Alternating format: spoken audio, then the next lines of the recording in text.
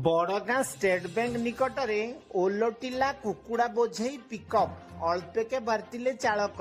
सुंदरगढ़ जिला तलसरा निर्वाचन मंडली अंतर्गत बड़गाँ थानार बिजू एक्सप्रेस हाईवे उपरे तथा बड़गाँ स्टेट बैंक निकटरे आज सकाळ भोर 4:30 सुंदरगढ़ राउरकेला पटकू जाउथबा एक कुकुड़ा बोझेई पिकअप गाड़ी पछपटे एक ट्रक धक्का दबा फल कुकुड़ा बोझे पिकअप टी रास्ता कड़क ओलटी पड़ी अछि, जहा फल उक्त दुर्घटना चालक अल्पेके बर्ती जाई अछंती।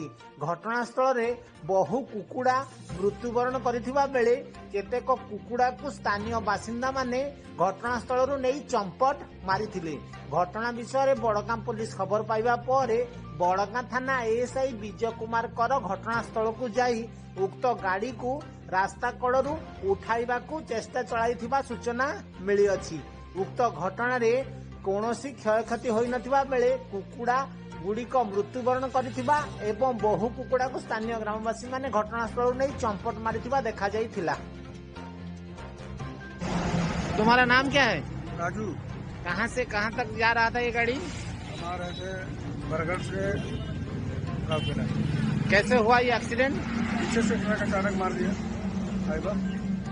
कितना टाइम ये करीबन घटना? 4:30 बजे। 4:30 नहीं